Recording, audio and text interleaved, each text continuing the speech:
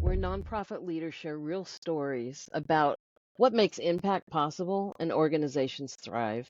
I'm your host, Marla Moody, and today we're going to dive into the challenge of merging two nonprofit organizations together and look for what works, lessons learned.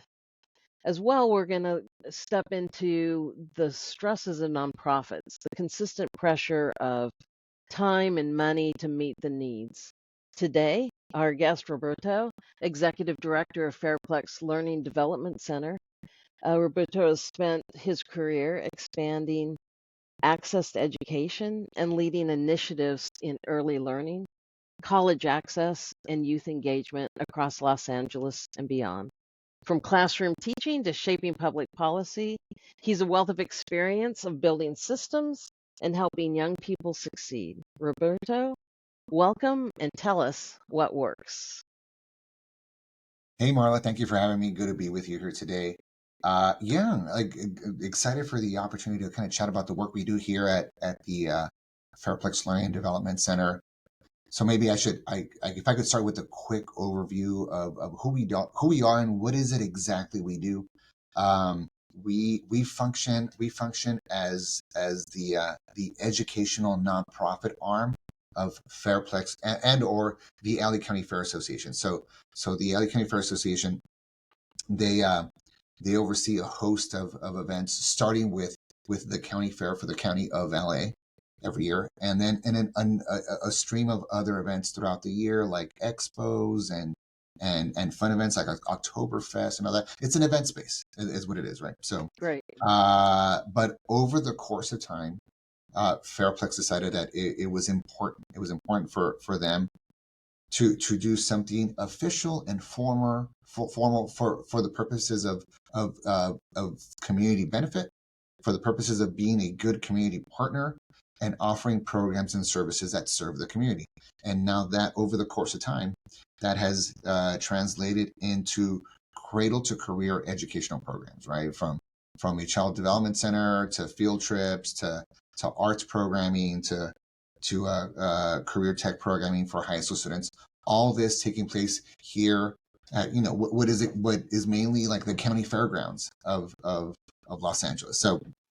So that's what we do. So in terms of my staff, the entire team, I would say probably between all the teachers across all the programs, program leads, program directors, field trips, part-time teachers on the career tech side, we're probably close to like maybe 80 people strong. Historically, the education programs were split into two nonprofit entities here on the campus of Fairplex, and then recently we merged and morphed those into one single nonprofit umbrella. And so I think that's what we're chatting about today. Yeah. Well, thank you. I'm fascinated. It takes so many different aspects to really build that community. I'd first love to know how you got into it, how you even stumbled across it, and really wanted to be a part of it. Yeah, I think for me, because when you think of county fairgrounds, I think that maybe the last thing someone may think about is like, oh, there's a host of educational programming Exactly. exists at the county fairgrounds, whatever county may be. And so we're not the only ones to do it, by the way. We just do it a certain way. And so the way I stumbled upon it is like, word of mouth, and someone encouraged me to apply for the position of executive director. And so then I went through the whole process. During the process, I learned more and more about the programs themselves. Like, wow, there's some really good stuff taking place here. Whoever is in charge next should really get out there and spread the gospel and shake hands and let the world know, like, hey, we do some really cool stuff for children and youth across the board. And Yeah. so get out there and really make sure that this is not the best kept secret here at Fairplex or within the city of Pomona, California, and so forth. That's great. Yeah, and you alluded to it when we were talking before. You were talking about how you basically merged two nonprofits together, two organizations under one umbrella. And I'd love to hear a little bit of that history and also like what motivates someone to kind of take on more, right? Oh, okay, well, I think for in terms of like the genesis and why the decision was made to merge the two nonprofits. So it was the two organizations. One was the Child Development Center that we have here on site that operated as its own nonprofit entity, and then there was the other educational nonprofit on site, which was back then it was called the Learning Centers at Fairplex. And the Learning Centers, they oversaw a host of high quality out of school learning opportunities here on site. So this is where I mentioned some of the arts programming that we would do, Hmm. the farm field trips, because there is a 5 acre farm here at Fairplex. So we would do, and we still do, by the way, we still do farm education field trips for K-12 students all over LA County and all over San Bernardino County as well. And then we had the career technical education program for high school students. So we run career tech classes after school. So we run a typical academic calendar, like fall semester, spring semester, and like a 6 week summer session. And then wherever the student goes to school during the day, whatever high school, that's where they go to school during the day. And then they come to us in the evening and they take our classes in the evening, earning high school graduation credits, Oh, great. depending on the pathway, the career tech pathway they were taking, possibly even earning community college credits, because we have an articulation agreement with our local community college. So we have a little bit of an early college model going on here too. And then earning certifications, in particular in auto technology. If they complete the whole pathway, right, they do earn, a very like intro level ASC certification in auto. So like we're like workforce development, or at least trying to do that to the fullest of our degree. The thing with this is that number one, staff was kind of running back and forth between both organizations. The boards, every education nonprofit here had its own board, so just kind of shuffling from board meetings left and right and so forth. That's number one. And then number two, I think outside of Fairplex, it caused a lot of confusion. It caused a lot of confusion to have two separate nonprofits, and so you represent this one. No, I represent the other one, and so forth. So I think for the purposes of administrative efficiency, for the purposes of accounting and financial efficiency, it made sense to keep everything in place in terms of what we do programmatically, but now just try to find a way to kind of fit it all into one single nonprofit, and that's what we did. That's great. What are some of the, like, those are some of the definitely the benefits, right? To reduce confusion, to streamline. What were some of the challenges that you faced doing that? Yeah. So the merger itself was a lot of work, and we're not fully out of the woods even now. Even now, we're still kind Mm, of fine tuning some things, and I'll get to that in a bit. But I think in terms of challenges, there's a whole like legal and financial exploration phase um, that we had to go through, where attorneys had to review the most basic of documents and systems within each nonprofit, like bylaws for starters, and then financial standing for each nonprofit. Both nonprofits want a high level of assurance that there's not a high financial risk by taking on the other nonprofit, right? right. And so we had to review all that, and that took many months, right? So and then when it comes to uh, doing the actual filing with the state of California and so forth to do the merger, we work with attorneys closely to be able to do that. But there was a lot of digging and a lot of research that took place prior to getting to that point, right? So then eventually we got to the point in by July 1st of 2024, where we were able to file the merger with the state of California. And so we did that. And now comes everything else with building a new organization, right? So now Yeah. you have now I had there were two boards, right? Every nonprofit had its own respective board of directors, but now you got to create a brand new single board. So create a new process for nomination and selection of a new board and so forth, right? That's one.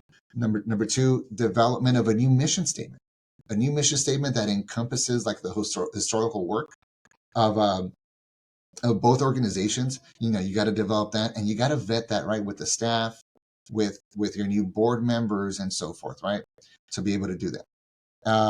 We did that. In other cases, um, you have to take staff culture and organizational culture into mind, right? Like, how do we mesh both org cultures into one that is Yes. positive, where every member of the staff and the team kind of views himself as a leader, right? As a leader in their own right.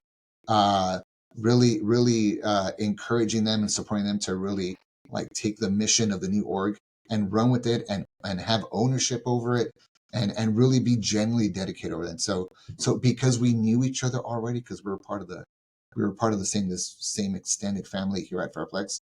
I go that maybe that wasn't so much. It could have been, but we knew each other already. So with it, in other situations, that might be an issue.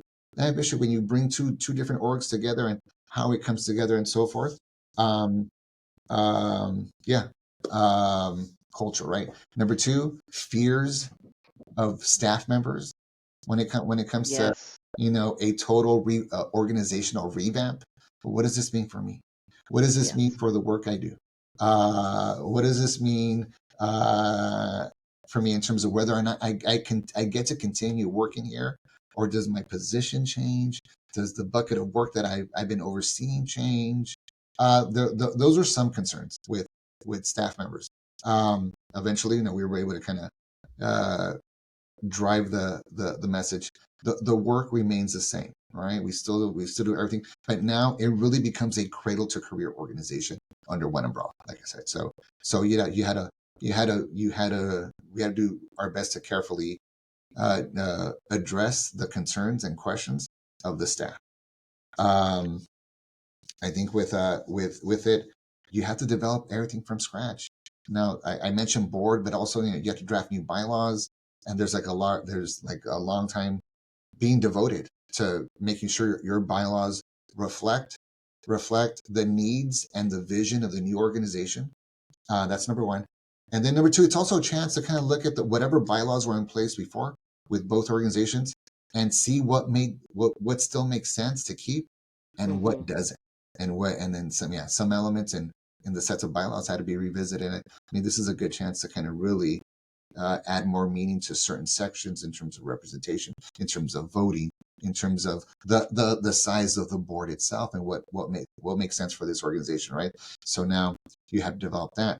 You have to develop new accounting and financial structures to account for all the programs in one organization, right? So you're building new accounting structures altogether from the ground up. Um, and then comes also just the management and the casting of a vision for your team under Yes. one umbrella, right? So now maybe what I had been telling my staff on one end in terms of what I wanted to do, what I wanted to achieve, now I get to do that. I get to do that with a broader number of staff members, right? And really trying to drive home the sense that that if you operated under the premise that this was just a job and this was just employment like any other, it's not. It's not. It's not that. It's not charitable work. No, this is social impact. This is the nonprofit sector. This is the social sector. This is the impact sector. We're in a position to really make a difference. We're in a position to really be change makers. And so with it, see yourself as such, as a change maker. Yes. See yourself as someone in position to create positive impact for whoever you're serving, whether it's an infant, toddler, a high schooler, a third grader, whatever the case may be. All right. We're in a position to do some really good stuff. This is not, we're not, it's fluffy and it's feel good. It's all those things, but we're here to make a difference. All right. And what we do what we do is not just important work, it's the most important work in my opinion, right? And so I don't have a sense whether or not some of the other staff members, after the merger, really saw it that way, but now we try to drive that, right? It's like, Yeah. we're please give yourself the room to kind of accept that new level of responsibility. Like you're in a position to really do some good stuff and some good work. And so it's well beyond just any other job. So trying to drive, right? So it's like the creation of new culture all around. And that takes time. So it's like, Yes. yeah. So with it, it's just constant building of new things, new committees, right? We have a committee on early childhood. We have a committee on just our general education programs. We have a committee on marketing, and like now with the merger also comes new logos, right? We have a new name. We had to figure Yep. out a name for ourselves, and then with it, we're tossing out all the old branding, which also alone to get to a point where you can adopt a new logo and it's an inclusive process, and you're working with a number of colleagues and board members and consultants to kind of put together a new brand, a new organizational brand. um, Quite possibly the most comprehensive and inclusive experience I've been a part of when it comes to kind of trying to develop a new brand, a new a new a new visual for how we present ourselves out in the world. And we got to that point, so we'll be releasing our new logos in the coming weeks. um Congratulations. Thank you. But and with it, it's a really cool opportunity to kind of rebrand yourself and look Yes. back at the things we got wrong when it comes to Uh-huh. marketing, when it comes to promoting the organization and promoting the impact and telling the stories, right? The stories of the children, youth, and maybe the families in general that we've been able to serve and work with. Like this is a chance to really get it right, and get out there and tell our story a little bit more. But it's not, now we're wearing a different suit, right, out in public, right? Yep. So it also creates really, really cool opportunities. Having said that, I mean, I realize I'm kind of glossing over a lot of things, but the efforts of a merger they were a lot. It was a lot of work. It was like one job on top of doing Yes. my regular job of overseeing the nonprofit and pushing out all these really great educational programs that we do. So lucky for me, I have a team and I have a staff of all stars and go getters that have taken the new mission and the new vision of this organization of high quality, cradle to career programming, in ways that maybe school districts are not able to do and provide, community colleges are not able to do and provide, other nonprofits are not able to do and provide, but we can do it here, right? And so we fill that gap. And so the staff has really kind of continued to run with it and push the programs out. And then despite the efforts and the time that it took to complete the merger, and it was a lot, we've expanded our impact and we've expanded our programs. We went from across all our programs, we did the numbers about in some way, shape, or form, field trips, career tech, child development, arts, uh, STEM programming for middle school students.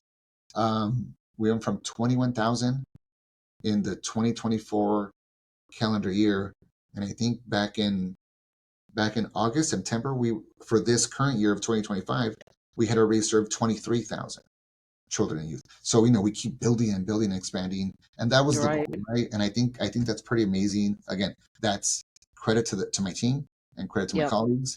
But on top of that, we were working through a merger, still trying to kind of Yeah, wrap it's it up. interesting because not only you kept your programs going, but going with excellence while you're still communicating and rebuilding, everything from the financial infrastructure to boards. Yeah, to be doing that like at so many multi levels.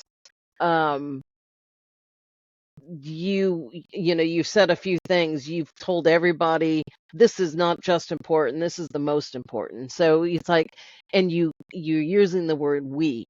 It's not like I'm doing this, it's the we. Like, I feel like you've just built a family, and you've just built it stronger. So it sounds like there's a lot of trust, that you're really being purposeful with messaging, internal messaging, that everybody's important, um, and that you have a dynamic team of rock stars, right, that are I doing do, and what. I tell them that every like at our biweekly team meetings. I was like, hey, out of all the folks that work here at Fairplex doing, really good stuff and all teams and the events and all that, all the stuff outside of the educational programming. I do tell them, I go, in my opinion, this is the best team because Yep. it's social impact. It's social impact, and we're making a difference, and we're trying to kind of change this framing where no, it's not.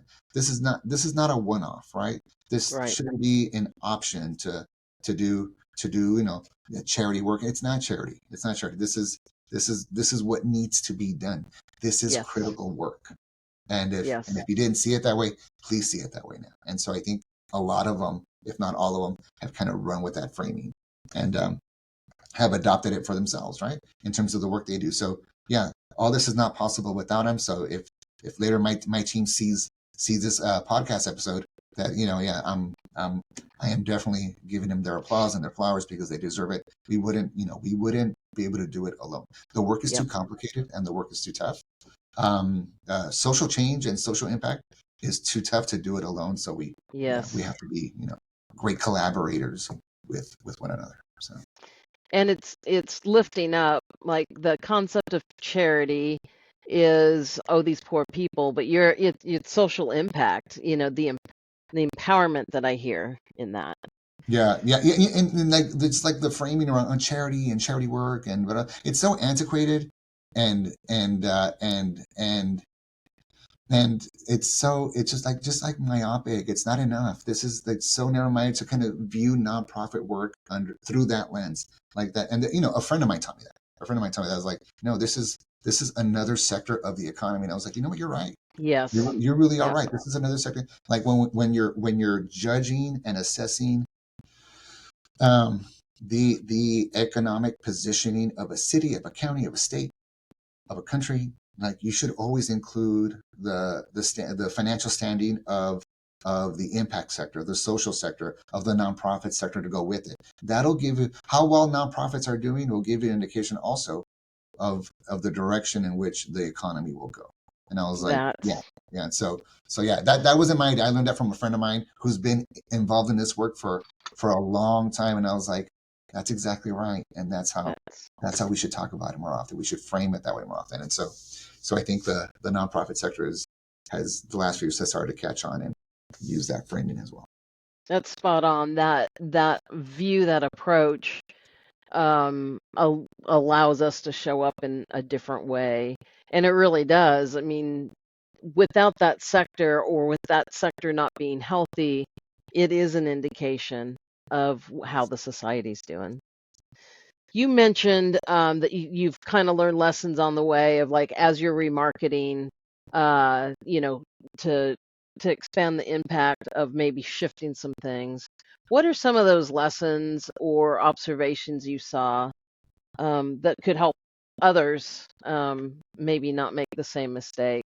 Oh, you know what? That's a good question. I think for maybe there's a small number, but for as much as you can, if other folks out there are considering a nonprofit merger of sorts, whatever you can do to really push the merger process along as soon as possible, to complete it as soon as you can. Yes. And I'll tell you, it's not easy, but if there was a way for you to work with consultants to kind of help you push this through, that would be great.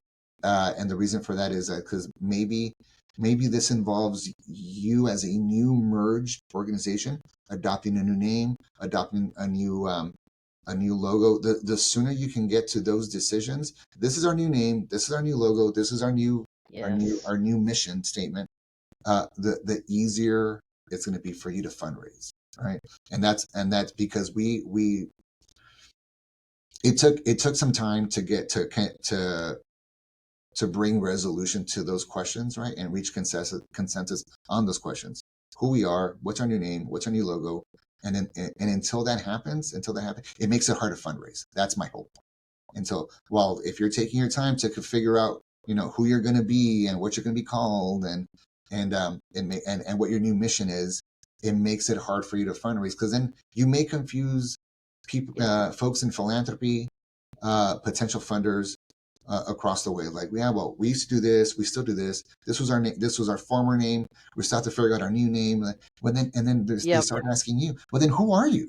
Who are you? And Yep. so yeah, that was a challenge for us, trying to kind of figure out all those pieces first in order for us to go out there and fundraise. All right. So I Yep. think that was a little bit of a roadblock for us. So my recommendation is like, whatever you can do to move your merger process along and get it to completion as soon as possible. You'll be better on the back end, in particular when it comes to fund development. So Yeah, I see that in fund development. Where I thought you were going to go with that is also there's a limbo that staff can feel. Do I still have a job? And you mentioned, alluded to it, is what I'm doing still important? And so I could see internally there be unrest. And then, of course, um, clear messaging is how you motivate partners to join with you. mhm. And if there's not clear messaging, there's plenty of things to give to, right? There's plenty of things to volunteer to. It really is, right? And you wanna be you wanna be out in front. You wanna be first. You wanna be considered for first for whatever type of partnership, right? Financial, programmatic, volunteer, whatever it is, right? And just the longer you take to figure these things out for yourself as you're merging with another entity, yeah, the harder it is for you to kind of get out there and really offer a succinct message on who you are, what you do, why you do it, and try to go after those dollars. So Yeah, there's always a stress between um, the amount of needs that there are and the resources, time, people, energy, funding to meet them.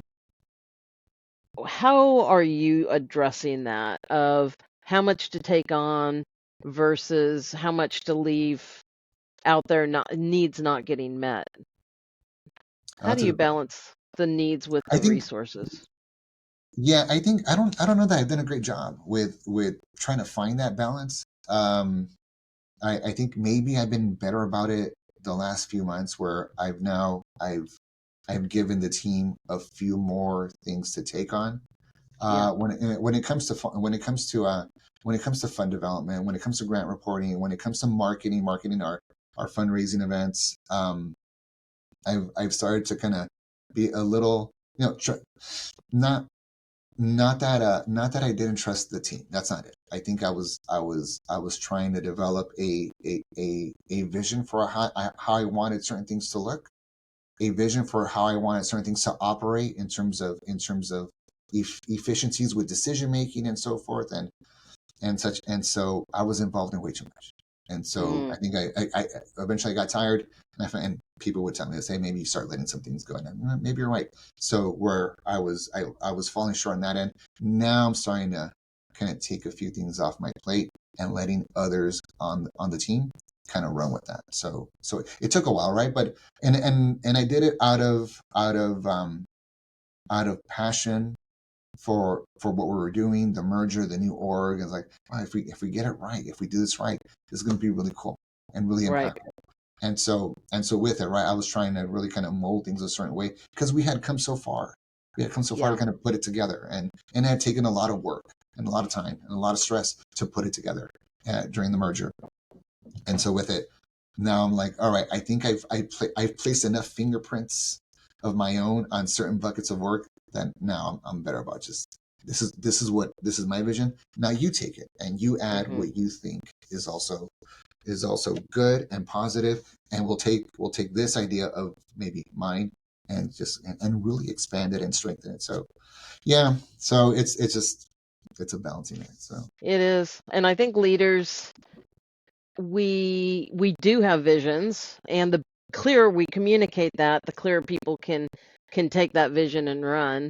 And there is a weird balance of doing enough so that where we're going is clear, mhm, and learning how to delegate, learning how to uh, see things maybe work out differently than uh, it would have been if I would have done it. And I think it's both the strength and the liability of a leader to have so much passion about what we want to do. right. Yeah, I agree. So it is a dance, right? It's I mean, there's it is, and sometimes we dance well, and sometimes we trip. So sometimes we step on other people's yeah, we step on other toes. people's toes. So oh, Well, I do know we started late. I want to be mindful of our time. How do people get involved if people want to get involved with you?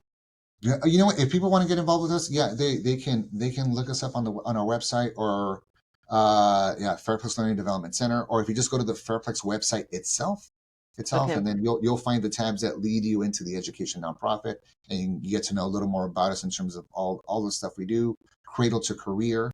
In particular, if you're in LA County, if you're in the city of Pomona, and just for folks, I don't know where folks uh, that tune into the podcast, I don't know where they may be listening from, for just like geographically, like the city of Pomona is about, I don't know, 35, 40 minutes east of downtown LA. So, so we're in a position to really offer a lot of great programming for this eastern portion of LA County.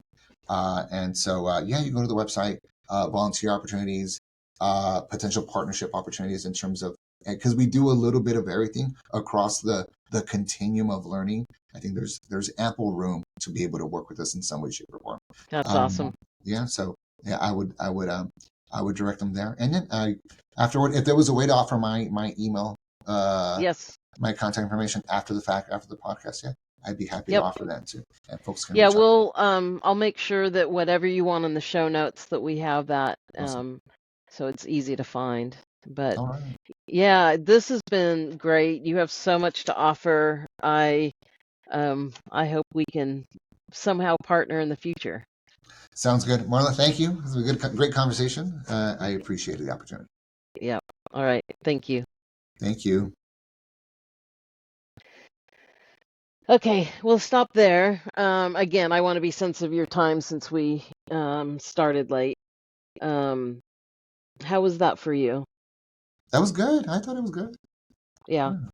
No, you're a clear communicator, and I really love some of those facts of you. You were very staff focused in how, like you're like how you talked about the board and everything else. There's a lot of structure stuff you talked about, Mhm. which was so important. But you also, it felt like you were very mindful of your staff as well and the board members as well. And boy, making change when it comes to moving people's cheese is Yeah, I am somebody. I was at a nonprofit management symposium yesterday.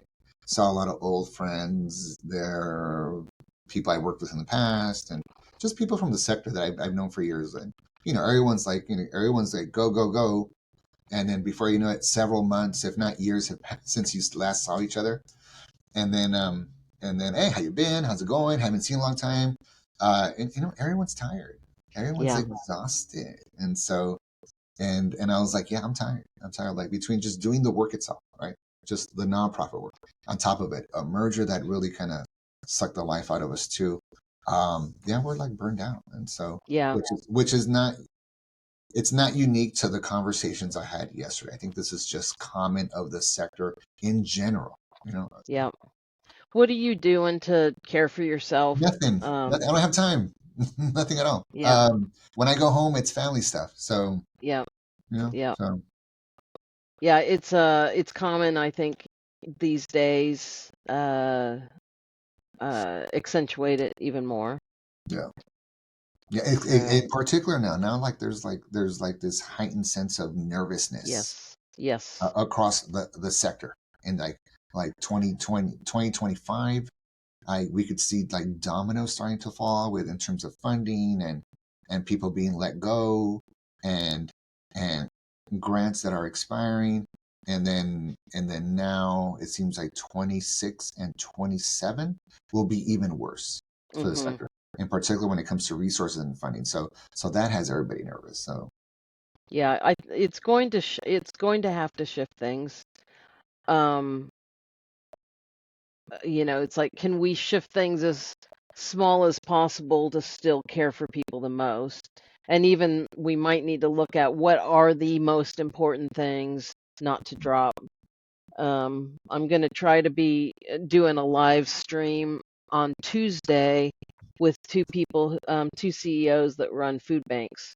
Okay. And I'll send everybody an email, but we're the funding's tight already. SNAP's ending November 1st, not January 1st. That was just announced. Mm. And all the government workers that are not getting They're not paid gonna. Yeah, now. they're gonna officially lose their jobs now. So Yeah, so yeah, I what does it look like for a common person to one, keep hope, keep positive, and also do what we need to do, right? I want to empower people to say, don't just not do anything. Find the thing that you're passionate about and connect with other people who are passionate and doing good work, and let's prove people wrong. yeah, We can be strong, yeah, yeah, for So sure.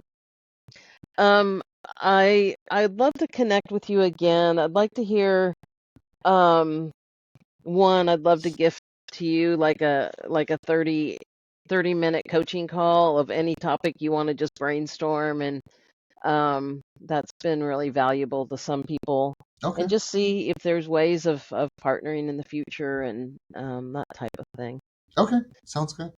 Um, do you have you idea of your schedule? Um, do you want me to work with your assistant? Yeah, if you could work with Denise, she'll Okay. she coordinates everything on my calendars. Yeah.